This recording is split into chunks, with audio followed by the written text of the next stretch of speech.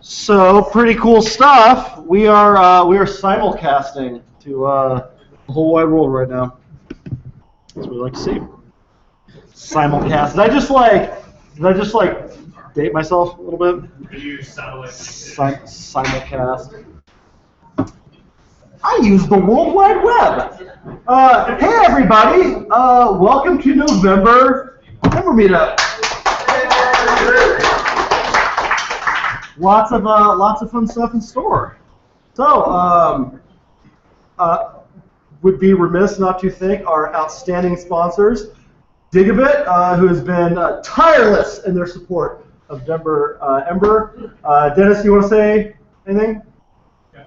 Dan's usually only gives a speech, so I guess I will. What we do is incredibly boring. I'm not always interested in that, but the code is really exciting. So the code's fun. I mean, we do Ember, we do Node, pretty much whatever we want to, whatever makes sense to solve problems. So I really enjoy it. If you're interested in a job, we're hiring. We mainly need mids and seniors right now, sadly. But after we hire those mids and seniors, we need juniors. So send mids and seniors our way, and then be right on their tails with your juniors. Nice. So, yeah, thanks. Love it. And then Frankie, I'll talk about what Zero does. Yeah. So we're a small Ember consultancy. I know a lot of you work with this already. You know this. But yeah, a small group, me and Dave and a few others. We're going to do tonight. And yeah, so I'm just. Are you guys hiring? What's your calendar look like? We'll probably be hiring, I would guess, 3 to 6 months, probably. So I know that's a big window, but yeah. So if you're interested at all, keep in touch. So we do a lot of Ember, Rails, and a lot of playing with new technologies. And do you have like availability for work?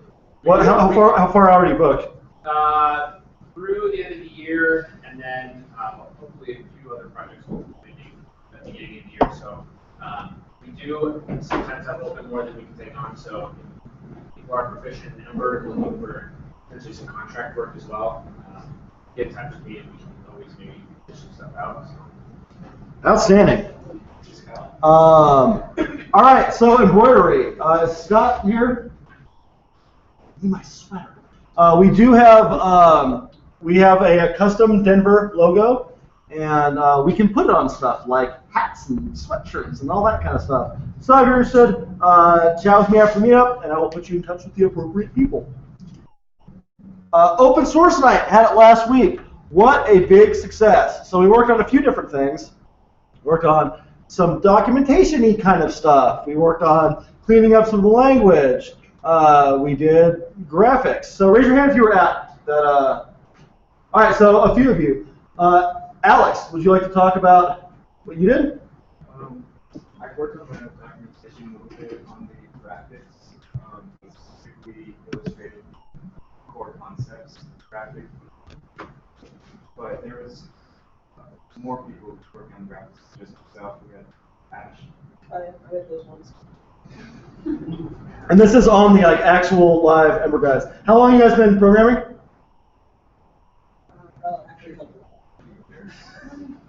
Yeah. Well, and you've been in the program now for at Galvanize for 4 weeks, but like don't have all that much experience with Ember, right?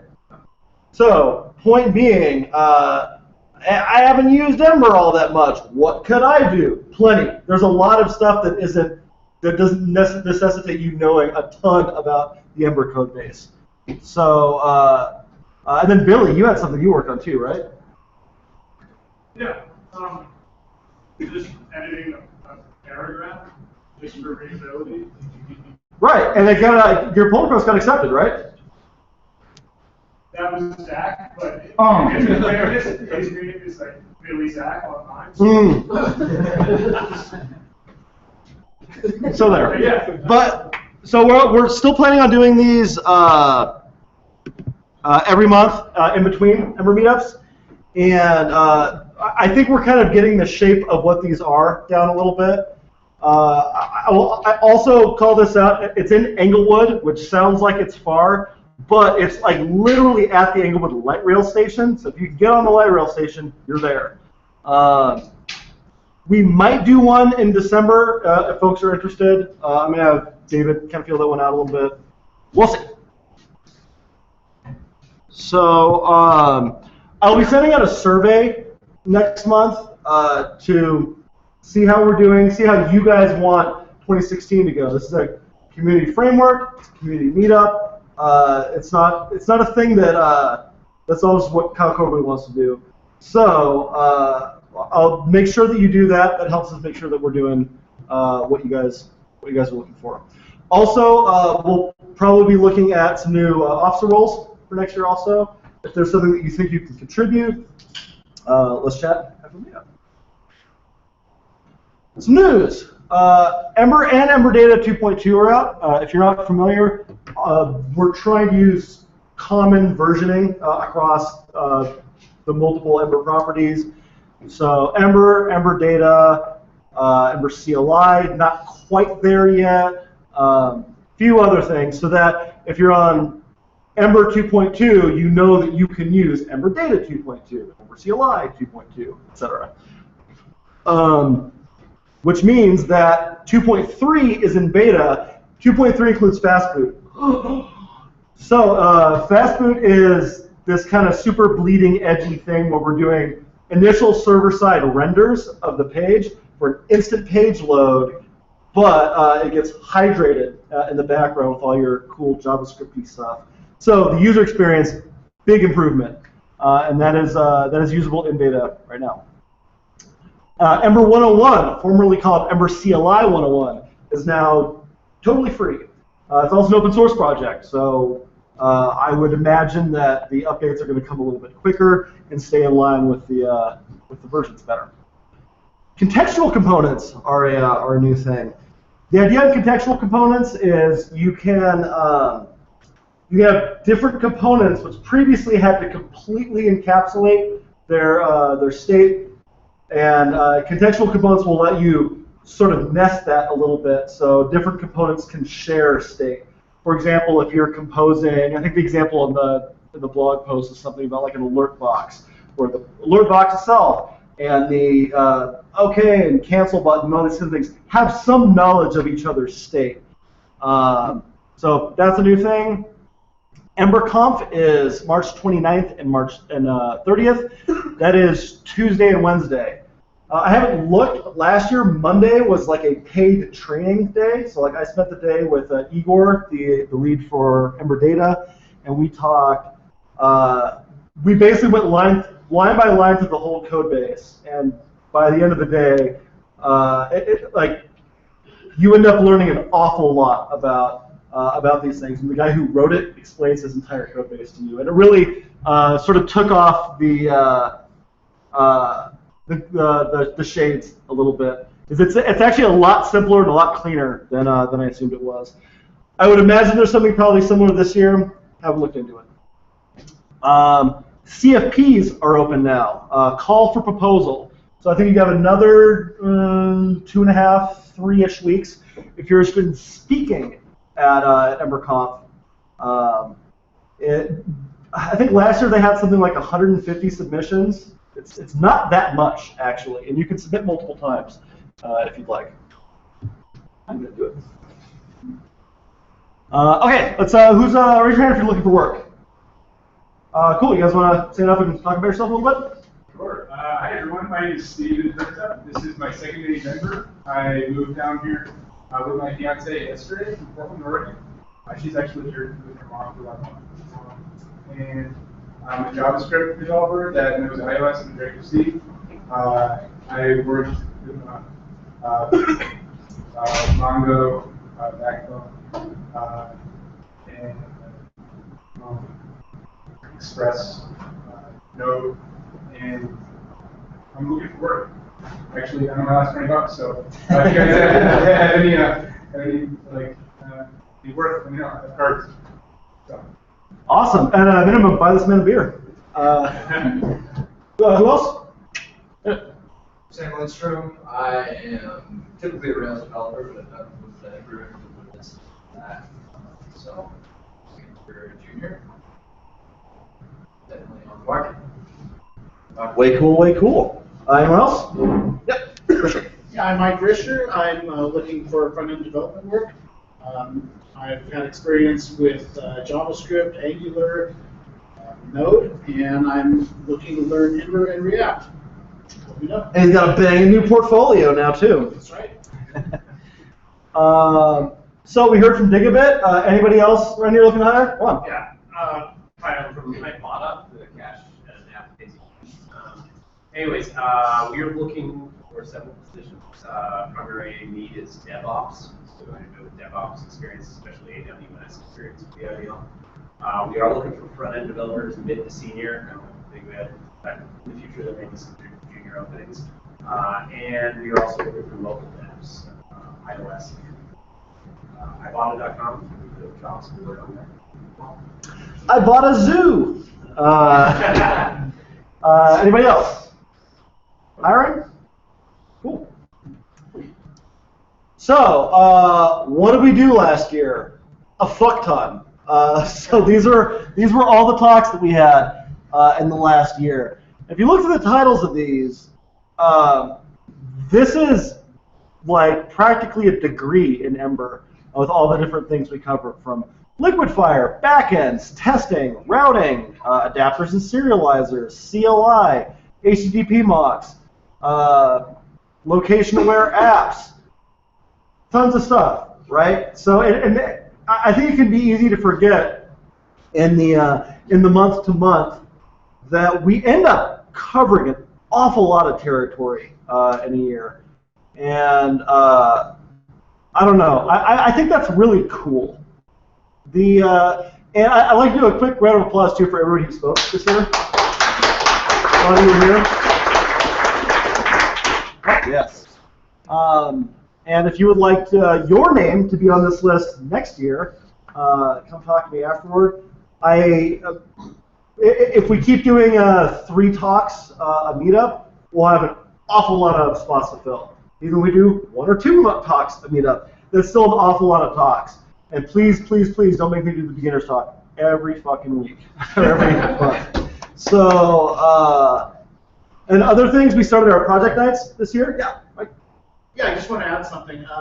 I'm friends with the person who runs the Denver Code Club, Mhm. and I know the Ember meetup might not happen next month, but the Denver Code Club is going to happen next month, and he was asking me if you can bring someone in to do a talk on Ember, he'll host them. So talk to me after this if you're interested. Last time when I talked at that meetup, I got a job out of it. So if anybody wants to take that on, you don't have to be an expert to do these talks. And, is Tom here? When Tom did his talk, he'd been using Ember for 3 weeks or something like that. It's a great talk. So don't think that you need to be on the core team or something like that to be worth saying something that people need to hear. All you need to know is something that somebody in the room doesn't know as much as you about. And that's easier to do than it might seem. So we started project nights. We're now open source nights. Done 3 of those. Got 11 beginner track presentations and 345 like person visits to Meetup. I think that's pretty cool. What I think is even cooler is this is our growth from the beginning of the Meetup to now.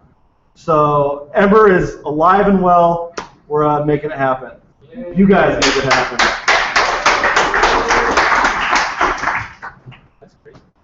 Isn't it?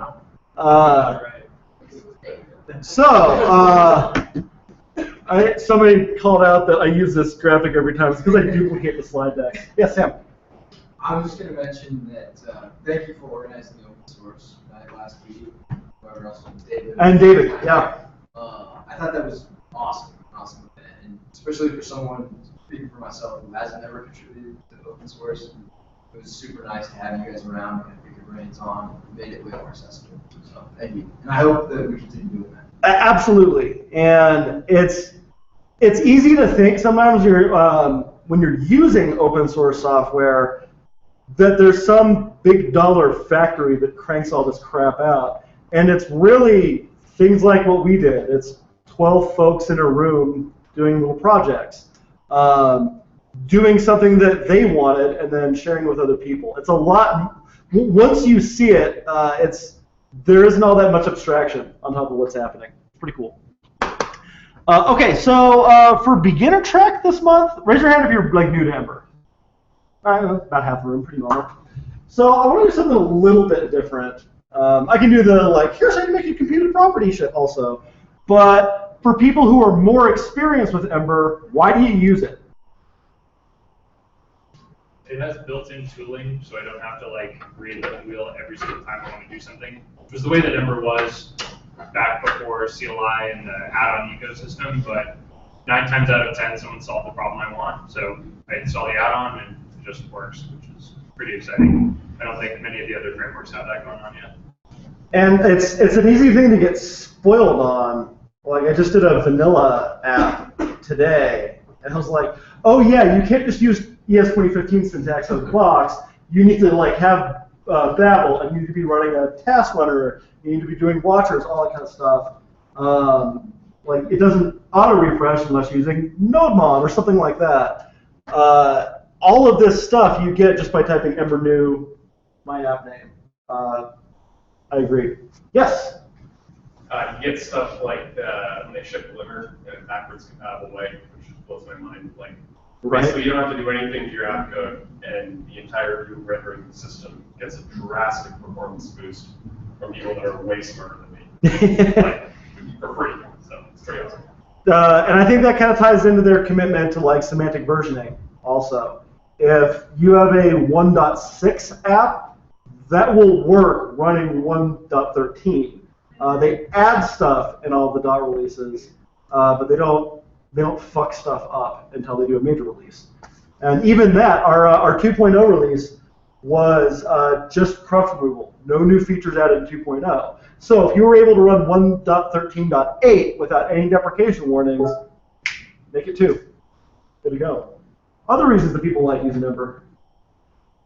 I think for a team, it's super nice for us because like new developers can come in, and since it's so opinionated, there's like usually kind of one path to take to do something, which is very, very nice, especially when you're maintaining a project, going back into old code, knowing how stuff is supposed to be done, and not your own logic or some developer's logic applied to a problem, or oftentimes like Angular or React can get you into those situations. It's great for a team and for scalability and everything else. So that's been super beneficial for us.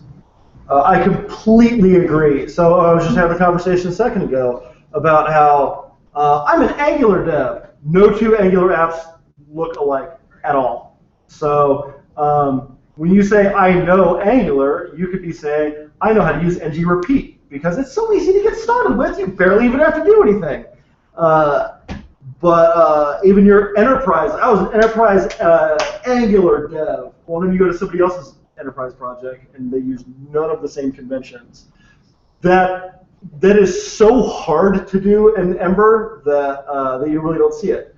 So if I got pulled in to consult on a Zero project, I already know where the components are, I know where the templates are, the naming convention is such that I can start being productive on day one without having to get up to speed on a bunch of meta bullshit before I can start writing code.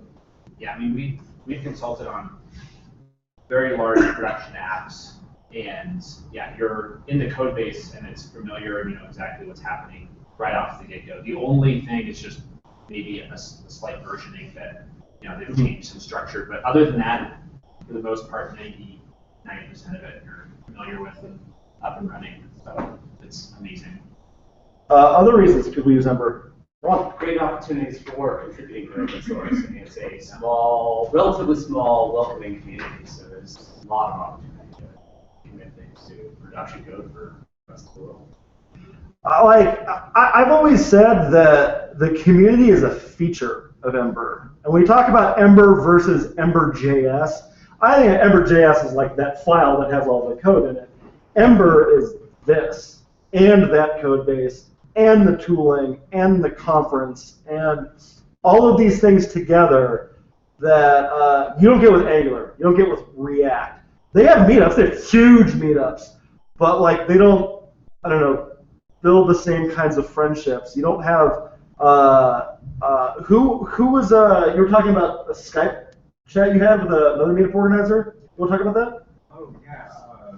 After creating a pull request for my graphic, I received quite a few rounds of edits, and the edits were coming mainly from a guy in Oregon who runs a school called Epic Notice. And he devoted like his whole Saturday just putting like 5 rounds of edits on this graphic. And then he walked me through the pull request, and I'm sure he had way better than me at the time. So his only remark was that someday, if I'm in his position, I'd do the same. And like that's not a rarity that I found in the Ember community. That's kind of par for the course. And when you think about how much time you spend with learning the framework and training your juniors in the framework and all that kind of stuff, it's nice to have that feature of like a community that you feel good about, that's welcoming, that's fun to be around. I don't know. I really like that also. Other thoughts on why you use Ember?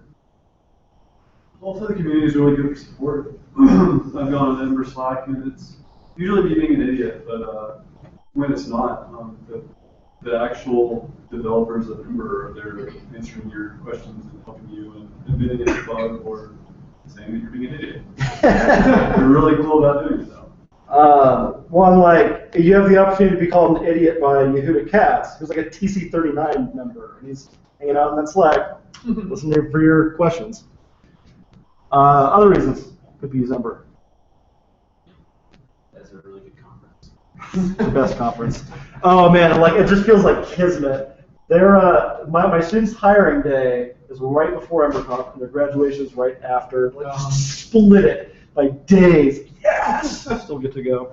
Okay, so I'll make this quick. If you haven't used Ember before, I don't want to assume that you get what we're talking about. So I just made this new app. So if we look back to this code, all I did was I typed Ember new, and it gave me this whole. Oh shoot! It didn't like me scrolling on that. Shit. There we go. So it gave me everything I need. So this has all my tooling, all of my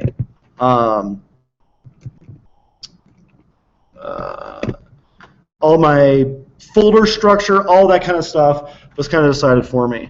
And if I want to go over here in another window and do Ember serve, I have a development server running already. So if I put this over here and go to localhost 4200.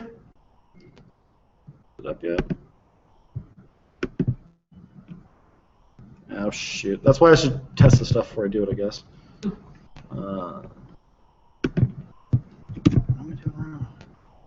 Nope, there it is. So I have a running Ember app, and to prove it, if I go over here.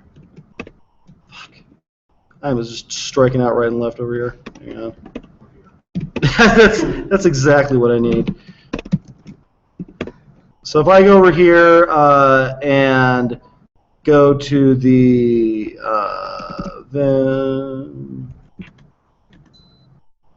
this application template and say welcome to Denver Ember.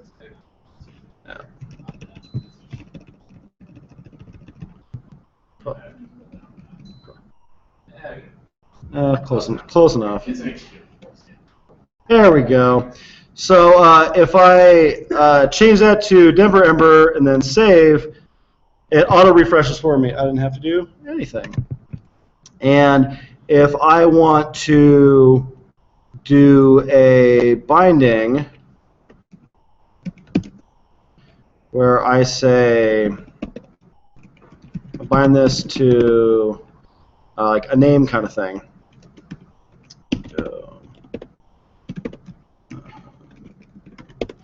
I can generate files like, say, a controller. So Ember generate controller application. Cool, so I've made this controller. And now if I go to controllers, this new controller that got added, it's already scaffolded out for me with all the boilerplates. All that I'm writing is the thing that, that I care about. I can add a name property,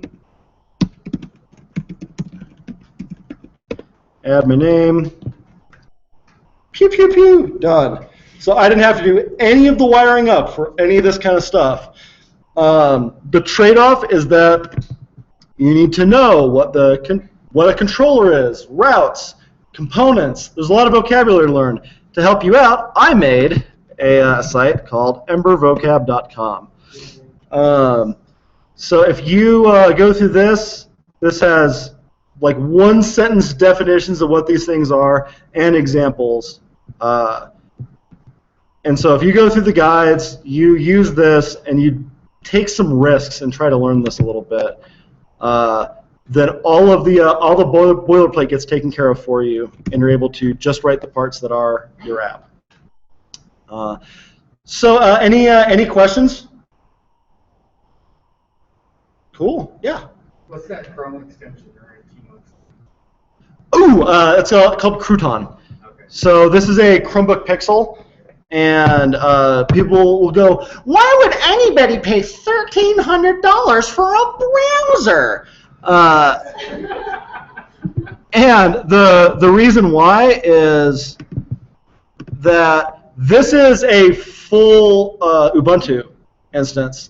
And it's not like a dual boot or like a VM or anything either. It's using the Linux kernel that Chrome OS is running on, and just also running Ubuntu on that.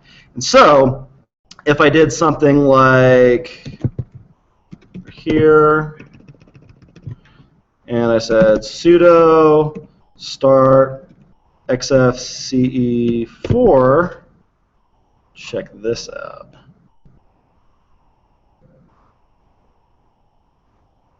Come on, buddy, don't let me down, don't let me down. I don't know, maybe it's because I'm on the Hangout. The point is that I can also run a windowing manager if I want. Let me try one more thing real quick. Sudo start unit or start. Intercruit. Go here and I go ZWE tab. All right, fingers crossed. Fingers crossed.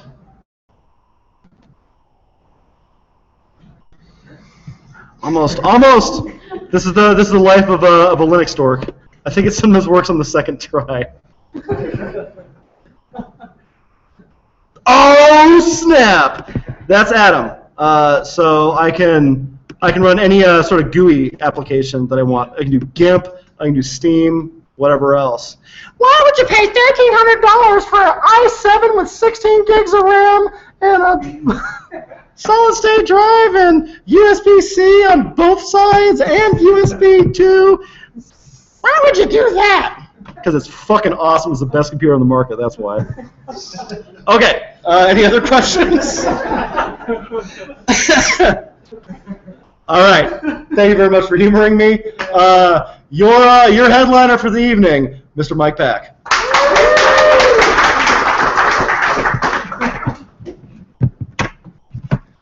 That was awesome.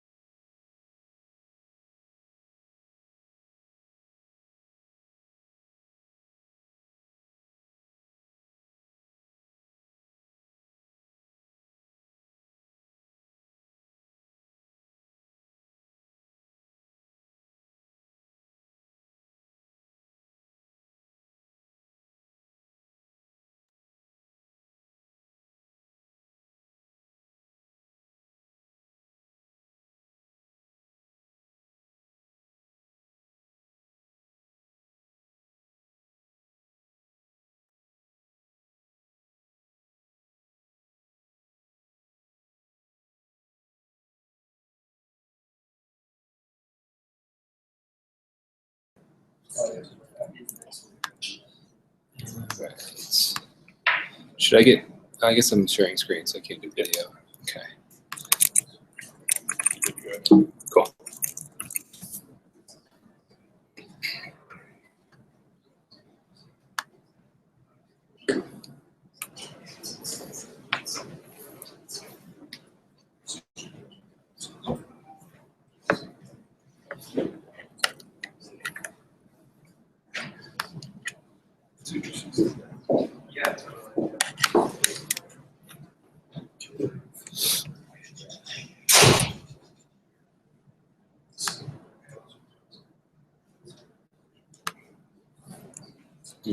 Lost your screen share. Oh, really? Yeah. Oh, I don't think it. That's weird. Okay.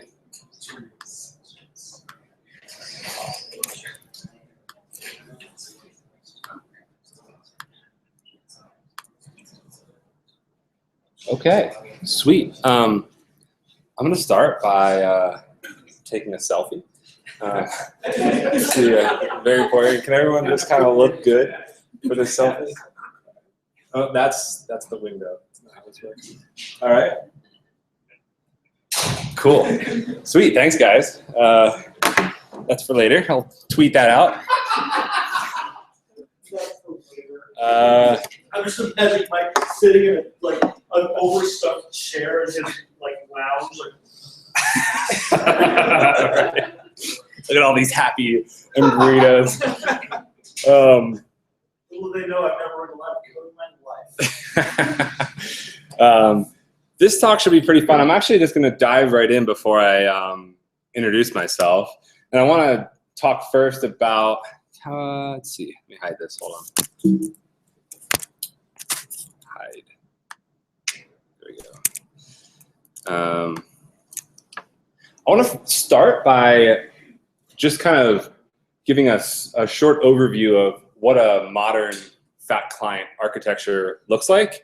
And when I use the word fat client, I mean anything that really pushes logic, business logic, into the browser as opposed to living in the server, right? So for anyone who's familiar with Ember, it's exactly what Ember is doing, is you're writing all of your business logic in the browser. So that's what I'm going to call a fat client, right? There's a number of terms for this, but a fat client is sort of comprised of, you might say that you have this JavaScript package, right? So this is Ember. This is Ember. This is all of your Ember code. This is your CSS. This is your images. And that JavaScript package, when you type in some URL and you hit enter, it's going to first fetch that JavaScript package, from the server, deliver that to your browser. That might live on something like a CDN, content delivery network, and that's able to provide faster download times for that JavaScript package. So, right, you might distribute that to a CDN. And of course, all of this is happening over HTTP, the internet. And then at the bottom here, we have the browser, and the browser has, amongst other things, a JavaScript runtime, some memory. There's disk in the browser as well, right? We have access to a number of kind of primitive utilities, including, of course, running our code. So in our browser, this is our Ember app, right? The browser is running our Ember app. And then when we need data, we talk over HTTP again and talk back up to an API, right? So pretty basic. We have, and sometimes even the same server that's delivering you your JavaScript package is also your API in some cases, right? In other cases, you can host these on two completely different servers. But the idea here is that all of this goes over HTTP, right? And so the premise of this talk really is about what happens when that HTTP layer drops out from under your feet. What do you do, right? If this is the case where I delivered JavaScript to the browser and the browser is running this JavaScript as a full-blown application, and I lose internet connection, where do I get data from? What happens if I refresh my browser? How do I re-download those assets, right? There's a whole slew of problems that coincide with going offline. And so in a very basic sense, this is a modern architecture, and this is the direction that I think, in general, a lot of a lot of applications are moving towards being a fat client because for a number of reasons. Some of which are that you utilize the processing power of the browser and of the user's machine as opposed to, spending that processing time on the server. That means you can cut costs by, like crunching numbers on the browser as opposed to the server. Just as one reason, but the experience of the user and kind of the flow and the feel of the application feels much more lively and responsive than it would be in a traditional server-side application, right? So there's a number of reasons. I don't have to convince you, because this is the Ember meetup after all, about why to use Ember. But the real crux of this diagram is that when you go offline, you're splitting these two things. So what happens in here, in this middle layer? How do we handle this particular scenario where you're offline, you need to now answer a whole bunch of questions about your application and what your user can do? So this talk is titled Ember, Distributed Systems, and Africa. I actually submitted this to EmberConf as well under a slightly different title.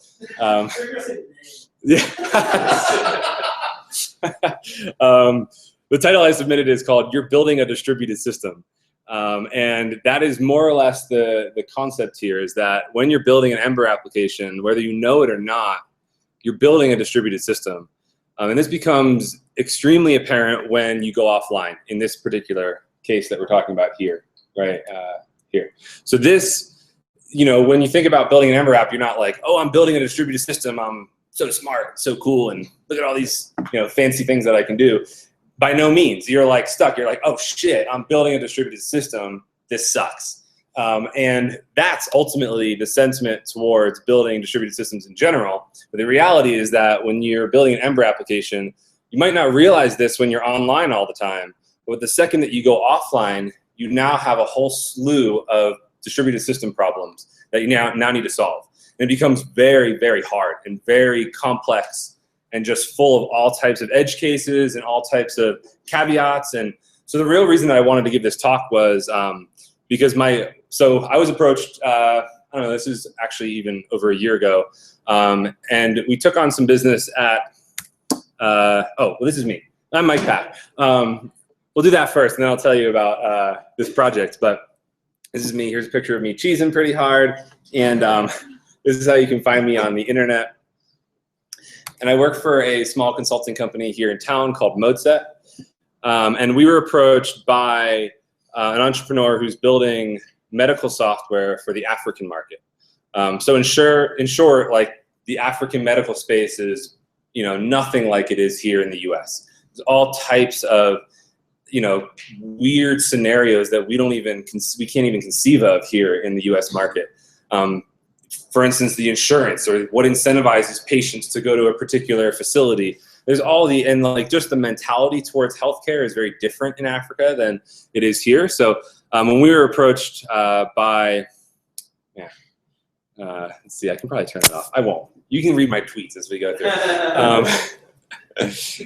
When we were approached about this project, it was very alluring. It was very interesting in the sense that here's an opportunity for us to build medical software that can influence Africans, Pan-Africans, so across the entire continent, and improve the quality of their healthcare, improve, their general, their susceptibility to getting healthcare in the first place. So we had a lot of opportunities. So what we effectively were building is a client, kind of a patient management system in a way. We won't go too much into the details of that particular project. And actually, this talk will stay pretty high level. We won't, there's no code in here at all. So we'll stay pretty high level. This will be very conceptually challenging and conceptually deep. And so this is something that when I first run through this, it might be like, holy shit, you need to backtrack for a second. So if that is the case, definitely holler at me. But in general, this is the type of thing where you might need to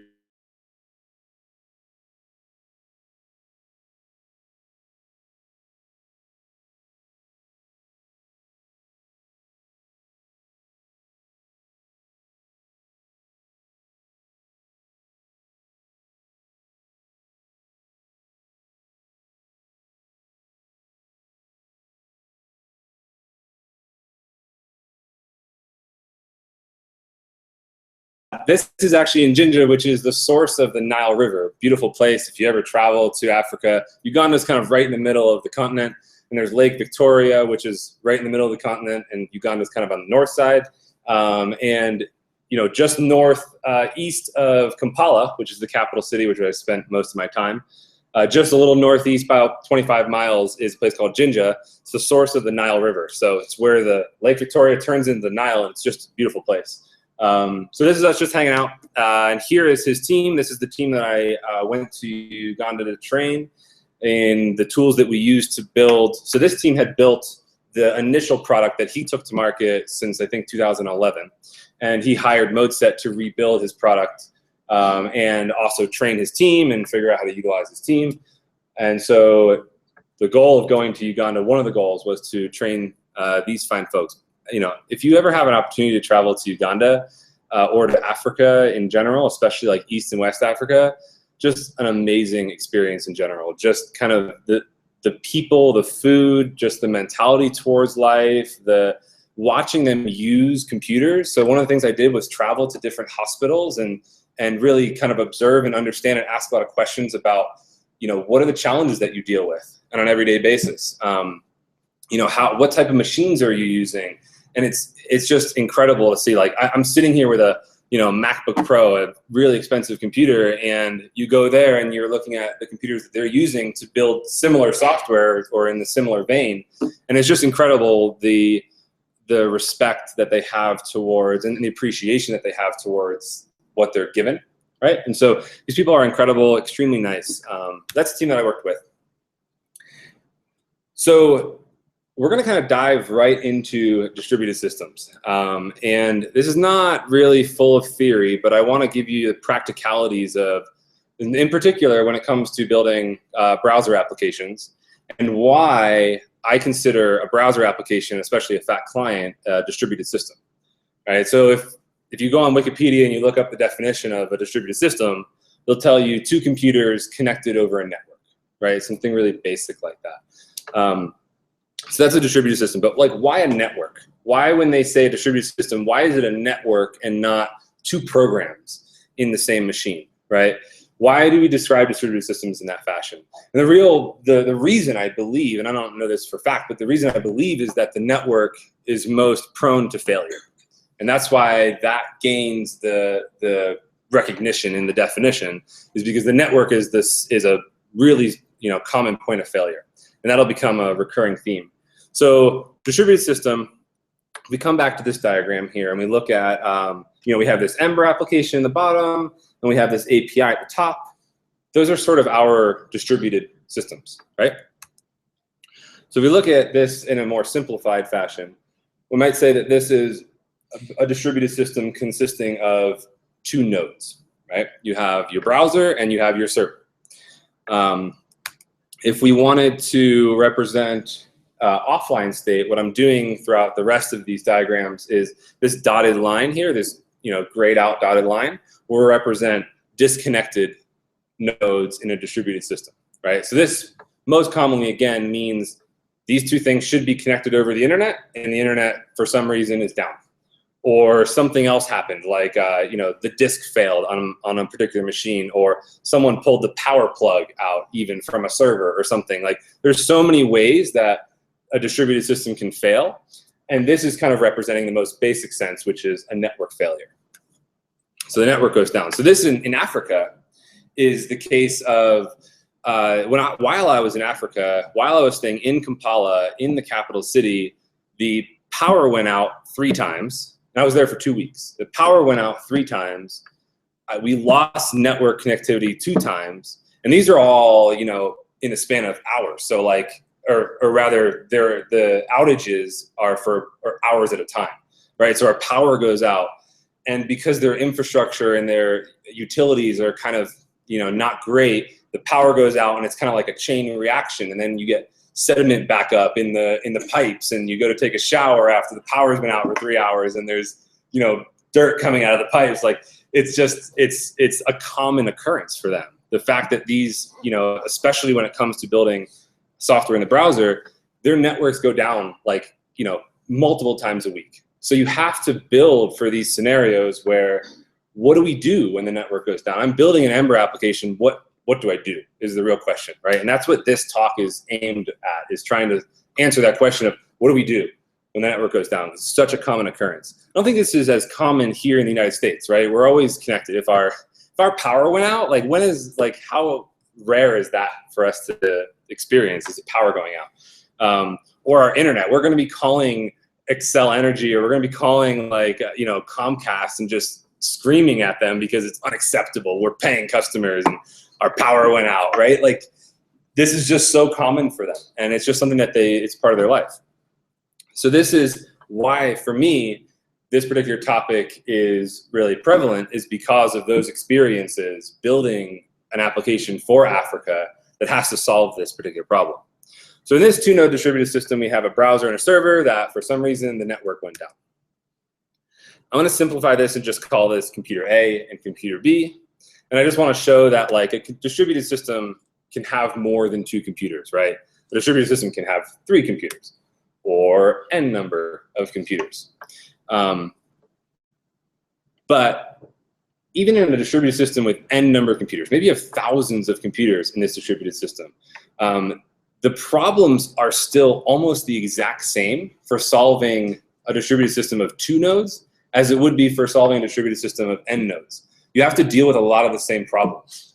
And it's unfortunate, because if we could somehow run the browser and the server in the same node, then maybe we wouldn't have this problem, right? Or if for some reason we can come up with a different architecture that wasn't distributed in some fashion, then we wouldn't have any of these problems. But that's not the way the internet works, right? We have to have distributed systems on the internet. So you can have n number, but ultimately you're solving really similar problems with 2 nodes. So I have a really scary slide here called cap theorem. Anytime you use the word theorem, it's like, oh shit.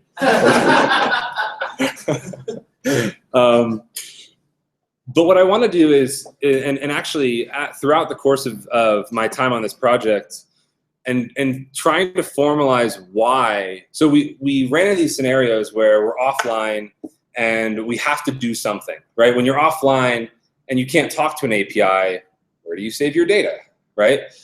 For instance. And so with these problems and experience them, and they're extremely painful, and they continue to be painful, I wanted to formalize some way of explaining why it's so difficult to build client-side applications that potentially go offline. And it ultimately boils down to cap theorem.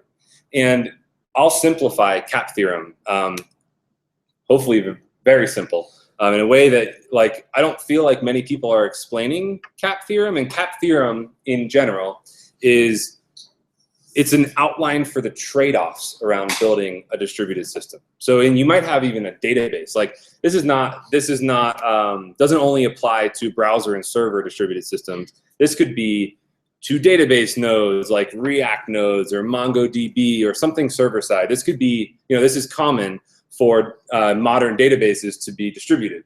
Even relational databases that are a bit more traditional can be distributed as well. But cap theorem is like, okay, since everything is distributed, what are the trade-offs? We can't have everything because networks fail, because computers fail, because computers in general fail. Like, everything about a computer you should expect to fail at some point, right? And so when that fails, what are the trade-offs that you have to make in order for a distributed system to continue to function? That's the real goal of CAP, is to say, what are those trade-offs, right? And so it's all based on the principle that computers will fail. And this includes the network, and this includes your DNS servers, and this includes everything in between your browser and your server. So when we come back to this diagram, CAP is specifically around what happens here, right?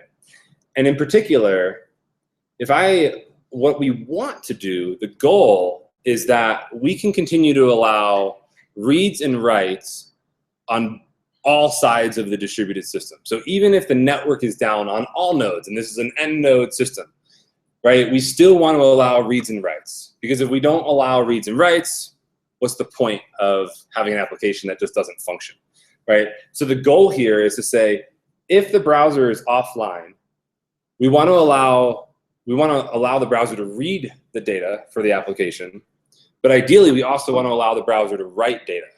And that's where it gets particularly challenging. Same thing for the server, right? If the server isn't connected to the browser, why does the server care? Let's just read and write data to the server. But the real question is like, what happens in here? So say I write some data, say I have a patient, right? We'll just go back to this use case that I have. So we have a patient, and I add a patient in the browser, and we'll talk about how you might do that in an offline state. And I add a patient, or I modify a patient on the server. Now when I come back online, like, what do? Right? Like, in that particular case, it's pretty simple. I both add the patient and I modify the patient, right? It's pretty simple. But what if I, in an offline state, edit the patient and the same field at the same exact time in both places, right? What do? What happens in that case? How do we resolve those issues, right? So ultimately, the real goal here is when I'm offline, I want the application to continue to function as it would if it were online, right? So I want to continue to be able to add patients or schedule appointments or anything that your Ember application does as it pertains to data. I want to continue utilizing that data while I'm offline, right? That's the goal. And that's what a good distributed system allows you to do is it doesn't matter what's happening on either side of that. The distributed system and the system as a whole will figure out how to resolve the issues of inconsistent data between these 2 points. Does it make sense, like how you could be writing to the browser, writing to the server at the same time even potentially, and then they can't communicate. So there's no way for them to like synchronize and be like, hey, it was added over here, so you need to add it as well, right? Like you need to add it to the database. Otherwise, when I refresh the browser, all of that data is lost, right? So you're saying another client that's attached to the server that has a good connection? Potentially, yes, exactly. Yep, another browser. The server by itself is not going to read write much unless you have some program. Correct. I mean, it could if it has some type of. Have some logic over there. Sure. Typically, you need an event that's going to trigger that. That's where the browser's. Exactly. Yeah. Unless you have like a queue or something that's periodically checking for updates or stuff that's in a queue to process that. Sure. Yeah. But if this server is disconnected from the browser, and say that there's another connected browser here that isn't offline, and it's writing data to the server, the browser here that's offline doesn't have that data, right? Like, how do we eventually get that data to the browser? Well, you obviously can't until you come back online. But the real question is what happens when you come back online? When you also run into scenarios where another client deleted some data from the server that you're trying to update on an offline client. And then when that finally goes through, or it does get synchronized at some point, sorry, then how does your client handle that? How does the system as a whole handle these type of problems? I mean, so what this didn't happen while I was in Africa, but my client tells me all types of stories about offline cases that his customers have, and their internet will go down for a day at a time in certain rural parts of Africa. And like he'll call them up and be like, hey, I noticed you weren't using the system this entire day. Is everything okay? And they'll be like, we were just offline the entire day. Like we didn't have internet. And so like think about a day's span for like a clinic or a hospital or something in Africa for how much data they can produce over the course of a day and how out of sync these two systems can get even over the course of a day, the course of a few hours, right? And now we need to resolve that. So that's what CAP is designed to kind of express or elucidate are some of the trade-offs of that. So this is what CAP stands for. Don't worry so much about these words and what they mean, especially like partition tolerance, right? But CAP stands for consistency, availability, and partition tolerance. So I'll try and define these really simply, right?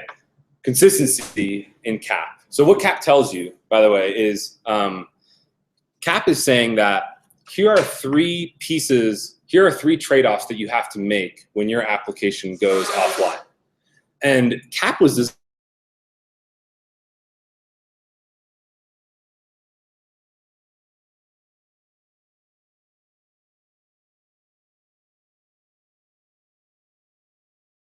or a rich client-side application, and you go offline, you now have to solve all the same problems that these distributed databases solve. And so while I want to just sit back and write Ember, when you're handling offline scenarios, this is just not an option. You just can't. You have to make really, really difficult decisions about these trade-offs. And so so CAP says you can have 2 of 3 of these type of things. You can never have 3. And it's a theorem because they've proven it. There's actually a proof done by people at MIT who prove that you can't have these 3 things at one time.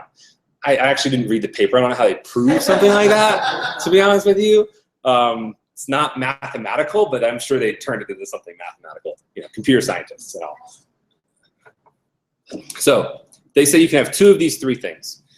And I'm going to try and define these simply and say that consistency is exactly what we've been talking about. It's all nodes have the same data, right? So when I'm disconnected, it means the browser has the same data and the server has the same data. Availability means that the software is fully functional. I can continue to do all of the same things offline that I could do online. The system is available, is one way of thinking about it. And then partition tolerance is kind of a fancy word. Partition is like the network goes down.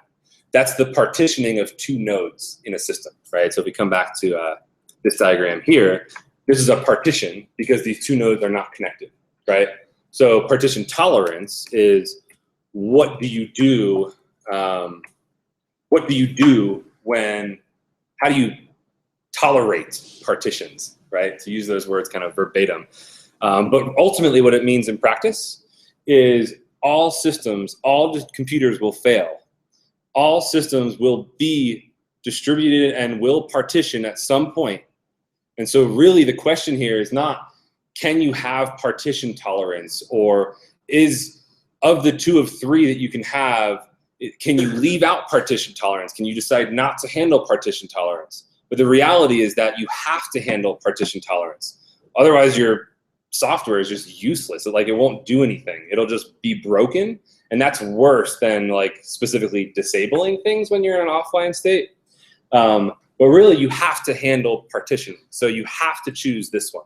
When you're choosing 2 of 3, you have to choose partition tolerance because you have to handle disconnected nodes in a distributed system. So really partition tolerance in a practical sense is, do I choose to be consistent or do I choose to be available? So do I choose to have all of the nodes that have the same data, or do I choose to allow the system to be fully functional, right? And so I'll sort of use some diagrams to explain this a little further. So if I want a consistent system, the only way to keep these systems consistent is to not allow writes to those systems. So I can read all day. So in the browser in an Ember application, when we download data from the API, that stores all of that data in memory, right, in Ember Store. So it stores all of that data that's running in the browser's memory. If I refresh that page, the browser wipes all that memory, frees all that memory, and then allocates more memory, but the memory isn't shared across sessions by default. But the browser has some memory, right, that it utilizes in order to run your software. It needs memory. So if the browser has some memory and it's got some data, maybe it has some patient records stored in Ember Store, right? We can still read those patient records just fine. That doesn't change the system by any means. Same thing is true for the server, right? We can continue to read data from the server all day long if there's a way to read it in a disconnected state. Maybe a different browser can read data from that server. But if the server wants to remain consistent with the browser and vice versa, you can't allow writes, right? You can't allow someone to write data to the browser because if they're offline, that data won't make its way back to the server, right? You're offline, there's no way to communicate. So the only way to remain consistent is to prevent writes. It's the only way that you can remain consistent.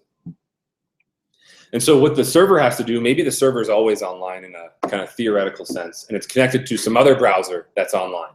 The server needs to know, hey, this browser is offline, but it's still running this application.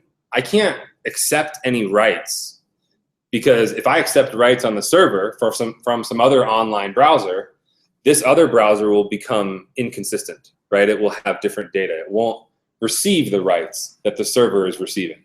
So that's the consistency part of CAP. That's the, to use that other example of the deleted user, you're trying to update them, well, you're not allowed to delete them because Right. one of the clients is offline. You're not allowed to do anything but read, is the gist of it. Yeah, you can't delete, you can't update, you can't create, you can't do any of that. And really, how practical is that, right? Like, what does that get you? If you can't write data, like, your application is not very useful. It's not very robust, especially if you're building an Ember application where you can actually solve these problems, right? Because Ember is a full-blown application that gets delivered to the browser and is like running in its own ecosystem, its own browser. It has its own runtime, right? It's an isolated runtime from all your other tabs. So like, if you can do this, if you can run a full-blown application, I mean, personally, I would expect that I should also be able to do all the things offline that I can do online, since it's running in the browser, right? So in theory, I should be able to create this isolated environment that allows me to do everything I want. And that's ultimately what availability is. Available means that the system is fully functional, right? But ultimately what that boils down to in a practical sense is it means I can write data. So I can delete data, I can update data, I can create data, all of these things I can do while in a partitioned state, a distributed, disconnected state, right? So in order for this system to remain available, I need to allow writes. And if I allow writes, that means I'm not consistent, because the browser is allowing people to write to it, like it can maybe write to in memory. As I said, when you pull something from the API, it's going to store all of that data in memory. Maybe it's feasible for me when I'm in an offline state to just write to memory, and that's okay. It doesn't need to communicate that back to the API yet, because we're offline, but I can write to memory, and the application can still be fully functional, right? And if that's the case on the server as well, now we get back into that state where these two things are inconsistent, right? And so that's why it's just a trade-off. You either allow writes or you don't allow writes when you're in a partitioned state. And that's CAP theorem. I mean, that's the gist of it, is like, you're going to partition. Do you choose to remain consistent by not writing, or do you choose to remain available by allowing writes, in which case you are not consistent, right? And there's this idea of eventual consistency, which is that we choose to remain available, we choose to allow writes, but when the application comes back online, we'll try and sync up and like get all of the data to be consistent again in time. The system will figure out how to get all of that data in the right place. So that's what eventually consistent means, is I can be offline, I can do everything in an available state, but when I come back online, I will eventually get to a consistent state again. So again, what happens here? What do we do when we're disconnected?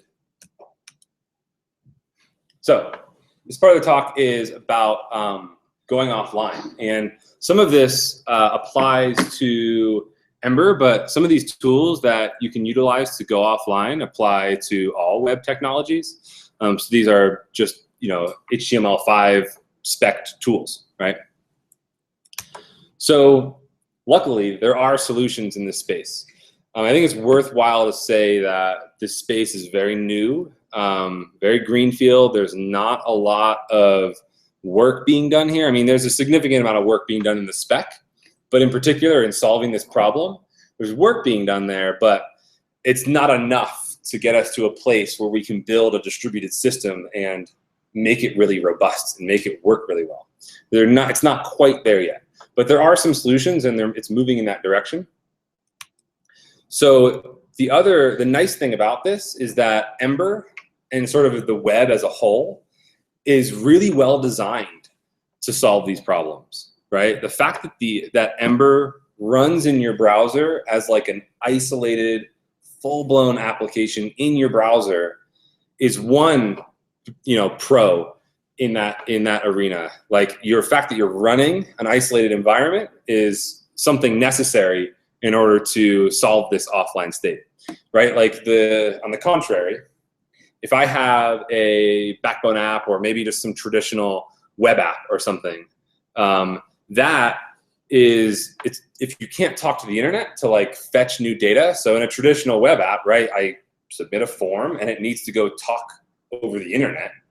in order to submit that form and in order to make the changes in the data on the server side that you did on the client side. And likewise, if I click a link or something in the browser, I need to be connected to the internet in order to view that link in a traditional web application, a server-side application. So the first benefit is that we're in a completely isolated environment in the browser. So that means that when I click a link, the Ember code, the browser code, the JavaScript code is changing the page, right? The link doesn't take you back to the server to give you more HTML. The browser is able to do that all in its own isolated environment, right? And the web also has nice abstractions for this as well. They're building some tools to do this. And so they're not quite there, but we'll talk about these. So the first thing I want to kind of nod to is serializers and adapters in Ember. And that, for people who aren't super familiar with this, is just a layer in your application, sort of between, maybe I have a diagram of this somewhere. I do, I think, at a later point. It's a layer between your application logic and the internet. It's a layer between those two things, right? It's an abstraction. And what that allows you to do is the adapters in particular can say, hey, am I online? Okay, cool, I'm online. Let me go talk to this API, right? I'll just function normally as I would if I was in the United States, right? Or the adapter can say, am I offline? If I'm offline, I need to maybe pull from a local database. These are things like local storage, right?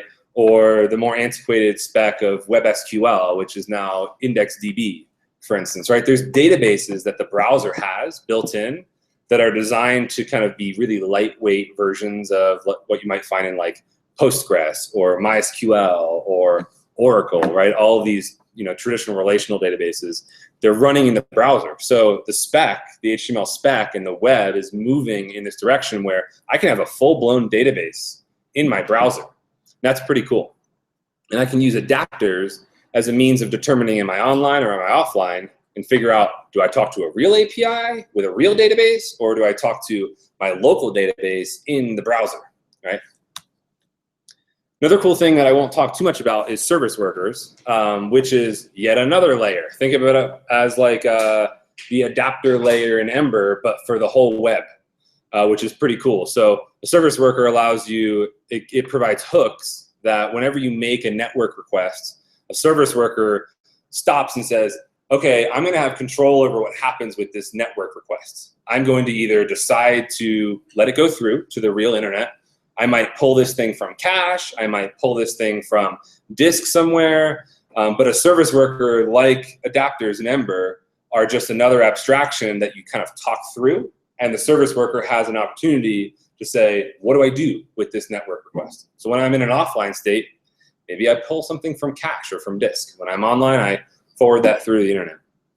So this is part of the HTML spec, and it exists. It's not great at this point. It needs a little bit of work. It's actually designed in part because of some of the pains of some of the other tools that came before it. Its predecessors aren't great either, but you can tell that this is just, the web is moving towards this and trying to solve these problems with things like service workers. So if we kind of visualize this, what it might look like in an offline state and some of the tools that we might use in an offline state. One of the first tools, and all this comes down to persistent storage. So when I'm offline and I want to remain available, which means I want to allow writes, where do those writes go, right? If I create a record in Ember, where does it go? Well, it'll definitely go into memory, right, in the Ember store, but if I want to allow for more robust things, like I restart my computer and I reopen the browser and I retype that URL in, now where does it get that from? Now you're offline. Like, where do you get the assets? Where do you get the images? Where do you get the data, right? So App Cache is actually a pretty reasonable tool that allows you to tell your browser, hey, when you download my website, also download this JavaScript file, this CSS file, these images. If I make network requests, track these API endpoints. And then when I go into an offline state, or even if I'm online, and I retype that URL, it'll pull, instead of pulling all of those assets from the internet and from your servers, it'll pull them all from disk on the machine in the browser, right? So it's effectively saying, okay, you gave me Ember and all of your application logic. Okay, I'm gonna put that on disk on this machine, the browser machine, right? I'm gonna put the JavaScript, the CSS, the images, some data. I'm gonna put that all on the machine. Yeah. How does that deal with consistency? Um, Because like, so if you're making the request locally, how do you know that you're it's one of the issues of app cache is that, like, so first of all, it's not consistent. It's available. It's another eventually consistent system where, say I have all those assets and they're downloaded and they're on disk on the browser's machine, and I go offline and I close my browser or I restart my machine and I go back to that URL, even if I'm online when I restart my machine, it's going to pull those assets from disk. It's not going to, even if I'm online, it won't pull them from the internet. It'll first pull them from disk, render your application, and then it'll say, oh, looks like you're online. I should go update these assets. So it's available in the sense that you can write to it at all times when you have internet connection. And it will eventually be consistent when you come back online and you have served the entire application from disk. It will then say, oh, let me go back to the internet and grab all of those assets again to get a fresh copy. Well, Ember Data 2 kind of works that way too, right? Where like it's always requesting from the store, but it fires off that request in the background, and if what comes back is different, it will. Yep. There's no writing to the app cache in the sense of the client, right? So there's no way that the state can diverge. You can't write to the assets in the app cache in the sense that you're changing the application code from the client. Correct. You can't. There's no programmatic API for working with app cache, right? I mean, well, there's a manifest file where you tell it. It's literally just a text file where you're like, I want this JavaScript file at /JS/myapp.js or whatever. You can give it like a series of lines. It's pretty simple, actually. It's a simple tool to use. You give it a few lines, and the browser is like, oh, it looks like you have a manifest file for app cache. So I'm just going to go through that line by line and just pull all of those assets from the server and store them on disk, right? So in that sense, like, yeah, you have some programmatic, like, declarative API for saying, I want these assets. But there's no way to, like, work with it in JavaScript, for instance. But wouldn't there be a way at some point, like, in a modern fat application, like, you're going to have, basically your index HTML is, like, your boot point for the app. In a non-naive implementation of that, if you had internet, wouldn't it grab the index HTML and be like, oh, I need JavaScript with, myapp.js with this fingerprint, and I'm online, so why don't I get that? I guess I don't understand, like, why would it request from the app cache and load that first if it did have an internet connection? Well, especially since like things like CLI deploy have like cache kind of handle. Well, and like cache busting with fingerprints has been a thing for years and years. So yeah. Why? I guess my question is, if you have internet, like I get it in the case where you don't have internet, like, request myapp.com. Cool. No internet. Here's index HTML. You know all the fingerprinted JavaScript just loaded. Well, how do you know all the fingerprinted JavaScript? Is that just because of the script tags on the page? HTML is cached, and it's like 1, 2, 3. You're like, oh, cool, I've got that cache. Just go for it. But if I have internet or request index HTML, I get 4, 5, 6, and I'm like, oh, I don't have that cache. That's okay. If you're on Wi-Fi, or if you're on Wi-Fi, it's going to be faster to get it from locally if you already have it. So well, yeah, totally. But then you run into the problems of like talking about like, I messed up 1, 2, 3. It's a bad deploy. I'm online. Get 4, 5, 6. Yeah, actually, no, app cache has a whole lot of caveats with that mechanism in particular. Like another thing, it won't. If the manifest file, which by the way is just like on the HTML tag, right? Like you say HTML, and then I think you say like manifest, or you say, I forget what the actual attribute is on the HTML tag. It's a meta tag. I thought it was on HTML, the HTML tag. In any case, regardless of where it's declared, it actually won't. It'll always serve from disk until that manifest file is updated. So like, say you're not fingerprinting your assets or something, or say your manifest file says, JavaScript file 1 and JavaScript file 2, right? It'll always pull those things from disk. Like always, always, always, unless it's like, hey, it looks like you added, JavaScript file 3.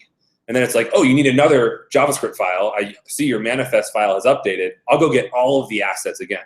But if you don't update that file at all, ever, it'll always pull from disk. I don't know why it's designed that way. I can speculate, but it's one of the caveats of dealing with app cache. You would expect it to know if you're connected to the internet and be like, I don't need to use app cache. I just can talk to the internet normally, right? Or like hydration style thing. Sure. Yeah. Like a hybrid where it's pulling certain things from app cache and certain things from the internet. You'd think that's how it works, but again, I mentioned these tools are not great, right? They're good. They're just not great. So what?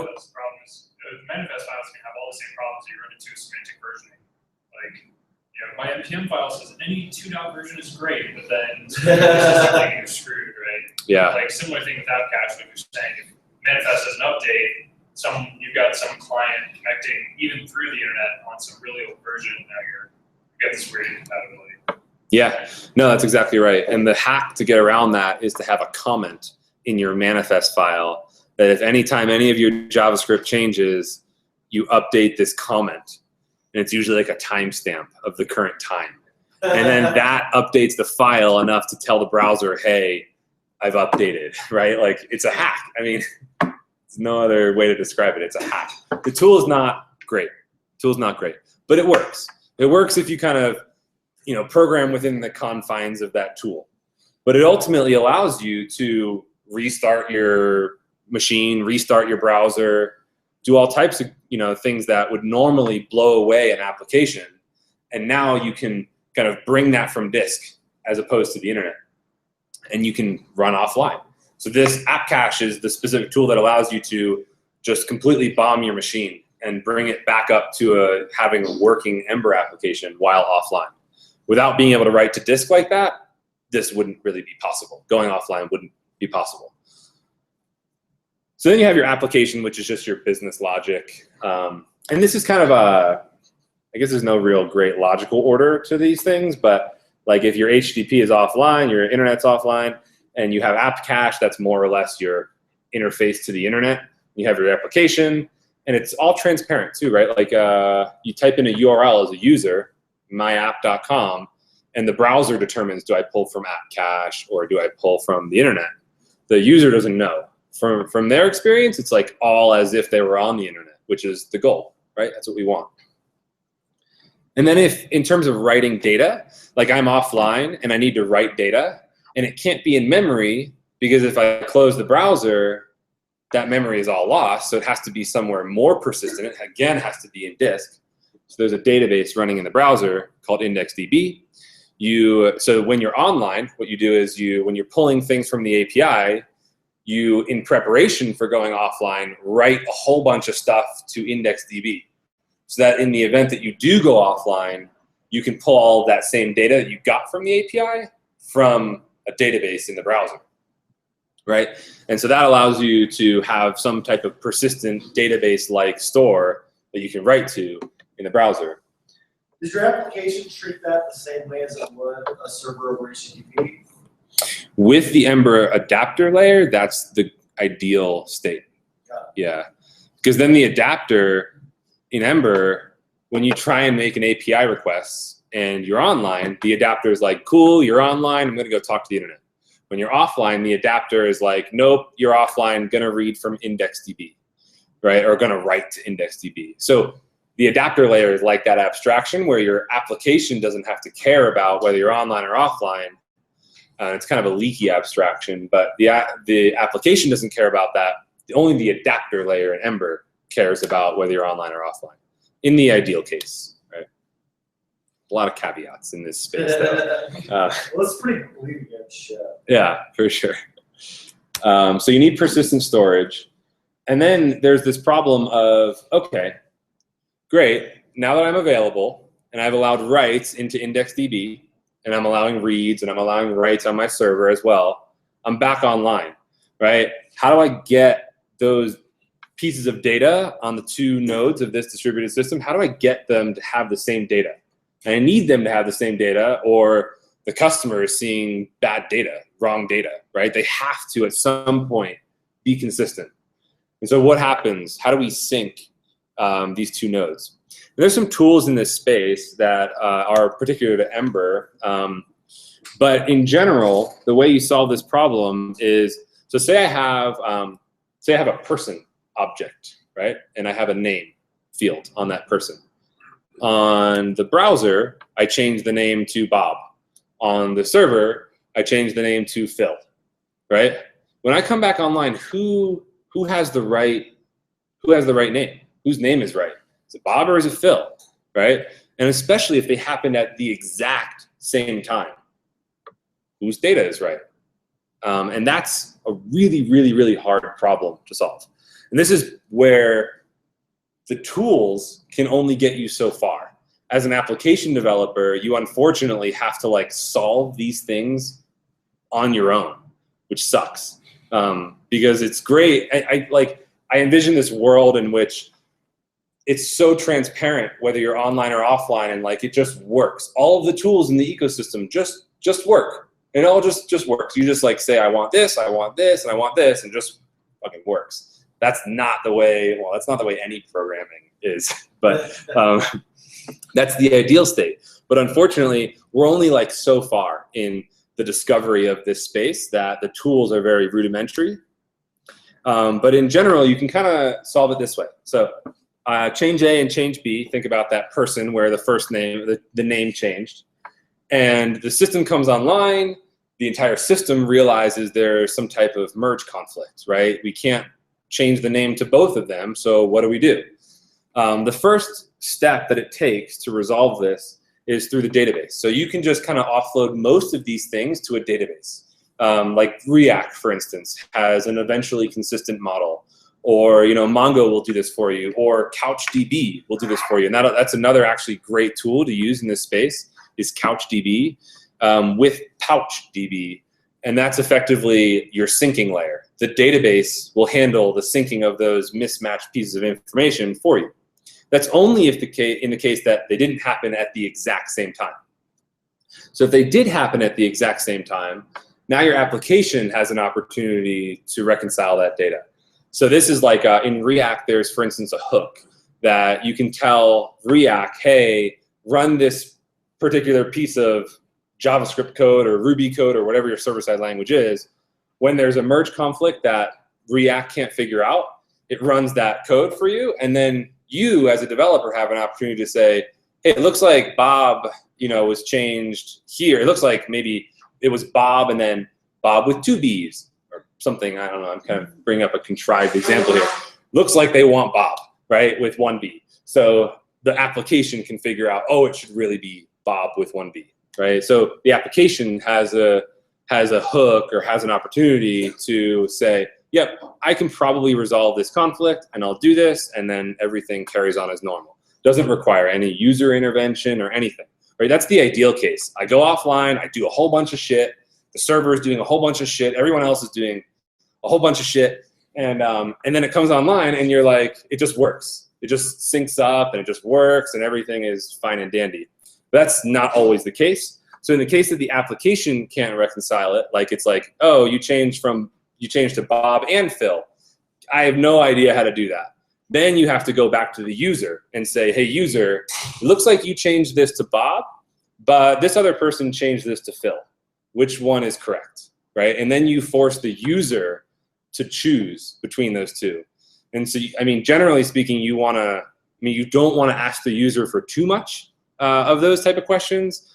You want to try and resolve as much as you can, but if you allow the user to make that decision, then your system can never produce bad data. If the user selected Bob, but it really should have been Phil, it's the user's fault that they selected Bob and not Phil. So you kind of offload some of the responsibility of making that decision to the user. And that's kind of like a last-ditch resort. If your system can't figure out how to resolve these changes, it's a last-ditch resort to go to the user. That can also be like sub-user, right? Like you have an admin or something who has a queue. of these Sure. things to Yep. resolve. Yeah, exactly. Yeah. There's a lot of ways to ask the user, but it ultimately means that some human has to reconcile the conflicts, right? How much do any of these pull from source control? Because it's like, this is source control, right? Yep. This is distributed. This is Git. This is Git. This is Git. This is SVN. This is like pretty, this is anything where I'm committing something, you're committing something, and I can't figure out how to make the code work together. I'm really glad you kind of made that analogy because I didn't mention that, but it's exactly the same problem. Like if you're in a Git repository and your buddy made a change and you made a change, Git can a lot of times figure out the right merge of those two changes. But sometimes it can't, and you need to run merge tool, and you need to like manually as a human go and figure out which lines are correct, right? No, there's a better way where you just delete the whole thing. Your changes are always right. Exactly. My changes. Visual source. Right, exactly. There you go. Locking to do. Yeah, exactly. Yeah. So that's the consistent model. That's locking a file so only one person can change it is the consistent model. Git is available, and source control or visual source safe was consistent, right? Mm-hmm. Like, I checked out main.java, so screw everybody else who ever wanted to work with this app. Right? Yep. I was done. It was, there you go. but That's a how friendly much way. do any of these things, like you were talking about Pouch, someone familiar with, and maybe Mongo, like how much are these pulling in from some of the algorithms that Git and other source control systems have figured out, like, these crazy three-way merges that they're doing and all these algorithms, like how can I leverage that in an application? Well, it's slightly different than Git in some ways, in the sense that like Git doesn't really try and figure out which data is correct. It either says, I can merge these two changes or I can't, right? It's not like, looks like I can't do it, so let me try and go through some algorithm to figure out whether I can, right? You can pick the algorithm too and get, like, there's the recursive strategy. Yep. But generally speaking, Git will either use its algorithm and its strategy to figure out how to merge two files, or it will tell you you have a merge conflict and you're shit out of luck, you got to deal with it, right? So you're suggesting adding some logic to text truthiness of like, what is the sole source of truth depending on two different change sets in your application? What I'm saying is ultimately you have to do that. If you're building an offline application, you will eventually have to do that. And that's really the point of this talk, is to be like, we're a bunch of happy Ember developers, and we can program all day on the internet being live, but the second that you go into a scenario where you don't have internet, like these are the type of really fucking hard problems that you have to solve. Exactly, you have to fucking rebuild Git. Like, are you kidding me? But I'm not even joking. These are really, really difficult problems that they're surmountable problems, but you still have to know that they exist. You still have to know how to solve them. And so the database, I mean, if the database can do like 99% of this for you, and it uses something called a vector clock to do this, right? Which is kind of like a timestamp for distributed systems, but a little bit more robust than that. So the database using vector clocks can figure out how to merge those two things, just like Git with the right merge strategy will figure out how to merge two files or two changes in the same file, right? So you like vector clocks, yes, absolutely. There's only so much you can really do at the application layer, but sometimes it's useful. Unfortunately, going to the user is kind of a last resort, but this is kind of like the chain of escalation of data reconciliation, right? You start with a database. Can the database do it via vector clocks? No. Can the application do it via some application logic that knows a little bit more about the data itself, like the pieces of data? No. Okay, I need to ask the user. It's like, yeah, unfortunately, you have to build, and especially the database reconciliation is solved. The databases do that, right? The application reconciliation is not solved, but there's hooks and there's structure around that. Ask the user, you're on your fucking own. There's nothing that solves that for you. You have to build that yourself. And so, like, if you write, so your API, when you try and sync, your API is like, nope, not gonna let you write that data to me now, there's a conflict. Figure out what to do with this conflict. And then your Ember application is like, oh, it looks like it threw me status code, for something, and I need to figure out, it means it's as a merge conflict. I need to like ask the user, right? So ultimately, yeah, you have to hand roll especially this top layer here. It's unfortunate. But that's part of this, is like to say, when you get into a situation, I hope that like one of the things that you come away from with this talk is like, if you ever are in a situation where you have to bid this work, you have to estimate this work, that like you don't pull a Mike Pack and completely underestimate the work. Not fun. It's just like way harder than I had ever imagined it being. So sort of finally, there's some tools in this syncing layer.